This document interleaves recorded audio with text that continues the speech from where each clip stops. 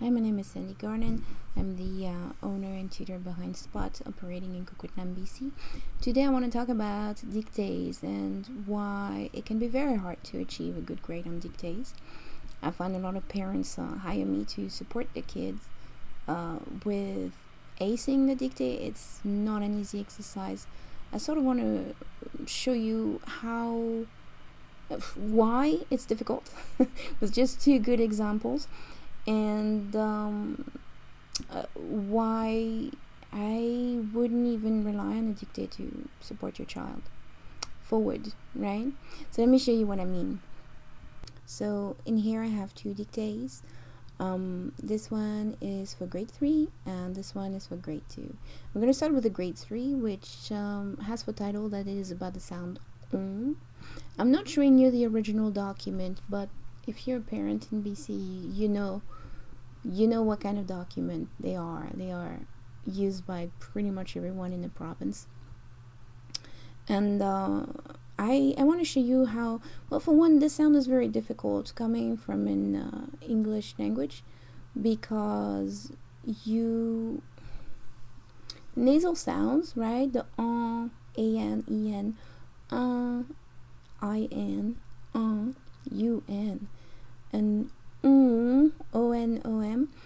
on, they don't exist in English. So hearing them right and discriminating them, as we call it, meaning hearing one for the other one, being able to really hear the right one when it is spoken, it's an uphill battle, right? So even in grade 3, after 3 years in French immersion, it's still going to be a battle. A lot of people struggle with it for a very long time. So I'm going to write under there the rules I see. Un ballon, I see a double L. That's a problem right off the bat. The first word has a spelling that is not necessary, but there we are. So a double consonant is going to throw off a lot of students. Chanson, I've just finished telling you that nasal sounds are complicated. So if you're trying to teach a child one nasal sound and then you mix it with another one, it's a recipe for disaster. Garçon, I see a C-C-D. That C is a special spelling to represent the sound. There's several rules.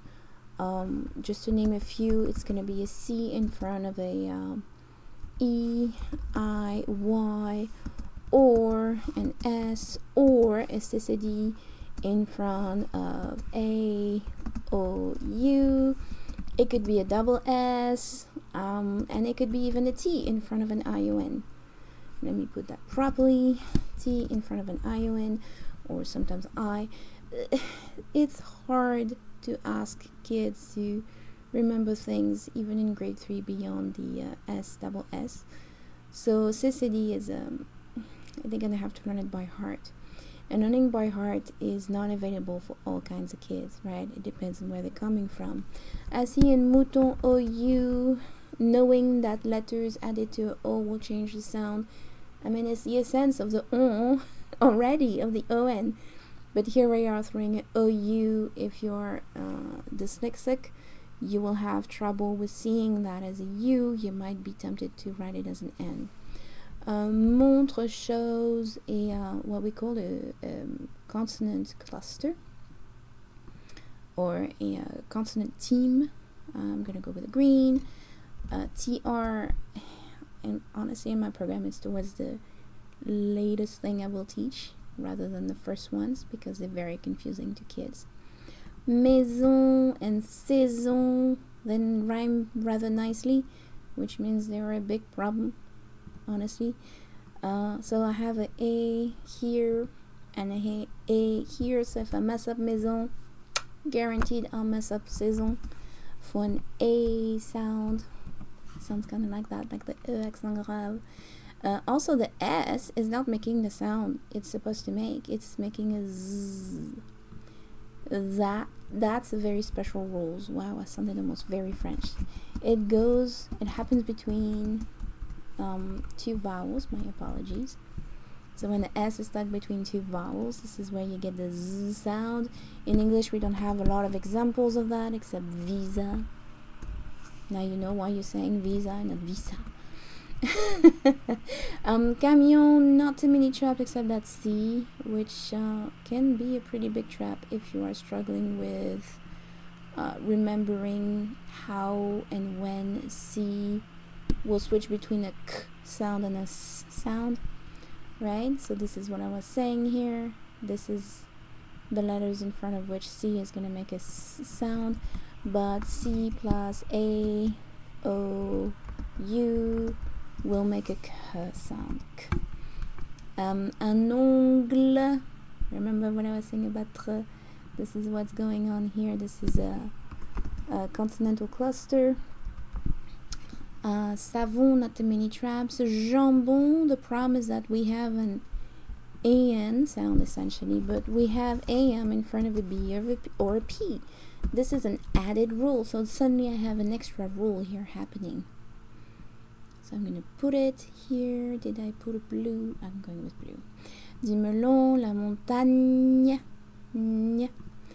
Nya is going to be a problem. It's a problem for my grade 5 or 6 students, so I don't expect a grade 3 to perform here.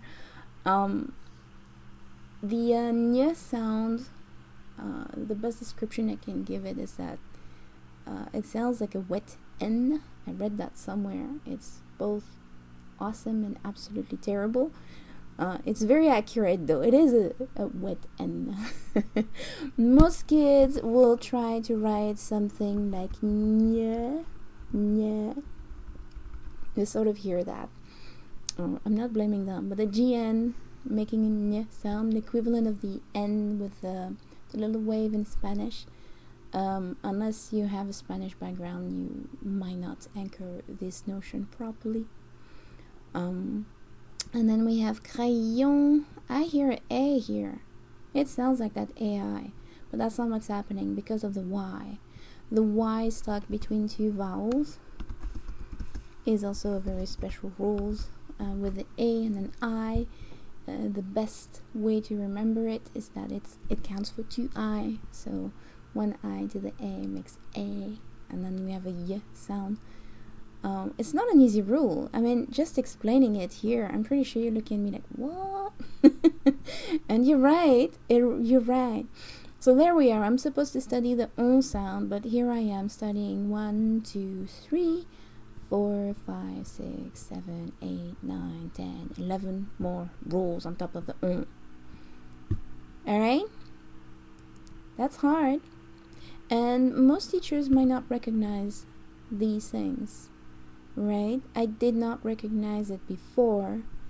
I did my Orton-Gillingham training. I did not realize how we are setting up kids for failure, and the overwhelm of having all these rules on top of the one prevents them from actually remembering them properly for long-term function and performance. So this is grade 3. Let's look at grade 2. Should be easier. It's a sh sound. We shouldn't have too many traps, right? So first word, chat. I'm not saying that T. Why am I not saying it? It's the lettre crochet. La lettre crochet is that the letter at the end of a masculine will hook, right? Crochet, hook the feminine. And this is what you see here with chat. But we have to double the consonant, so that's an extra rule. You've seen it above. Chaton. The on, we are back in the nasal sound. Every time you're trying to teach a kid one nasal sound or a different sound, and you put the nasal sounds in there, you are not going to foster a lot of success. Right? Let me put them all. An M. We have the IN, IM, we have the UN, UM, rarer, but does exist. And then we have, what am I forgetting? Of course, on. M, pardon. Un chien, une chienne. Donc le yin, as in bien, is a high frequency spelling, but for some reason most kids forget it. And if they are neurodiverse, they tend to switch around the I, E, and it doesn't make sense to them. And then we find yet again the double consonant here. Vache, mouche, wait, moo, moo. Yeah, sound like the cow from before. The OU, that's a special spelling, we've talked about it. A feminine ending in accent that's a special spelling too. I'm gonna put it in red. Bosh, doesn't sound like a O, bosh. My O is open, so-called open O. That's a special rule. We find the again. I'm saying again because I'm thinking of the other one, but we are finding another nasal sound, so that's twice the problem, and now thrice the problem because added with the M in front of a BP. So twice the problem actually. It's fun. It's fun. Let me give a color to the nasal sound so we really see it. I'm just gonna give one color this time around. Now we have an open O sound written differently here, which is show, shod. That spelling is in jaune, the color, and we find the lettre crochet again. Right? So if you mess it up here, you're messing it up here. If you don't know that the O sound, the open O, is in posh, show, shod, it's weird. You won't perform. Shack. So the what do we buy? I have green. It's not very pretty, but it will work. Ending in QUE for a K sound coming from English makes 0 sense, so you're more likely going to find a small C if they think of the short words that end in C in French, parc, avec, bec, but not necessarily to the QUE. And we find here another opportunity to mess up. If I messed up mouche, jour, I'm on my way. Alright, so this is great too. And yet, 1, 2, 3, 4, 5, 6, 7, 8, 9 more rules than a CH. So hopefully this makes sense as to why it can be difficult to ace a dictée.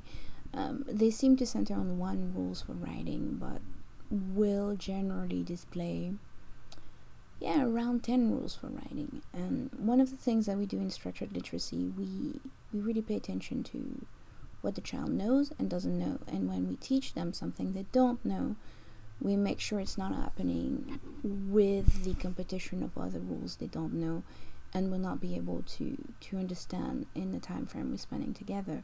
So when parents hire me to help the kids ace the dictée of the week, and I have 5 days to do it, when each one of those rules they don't know would be a lesson in itself.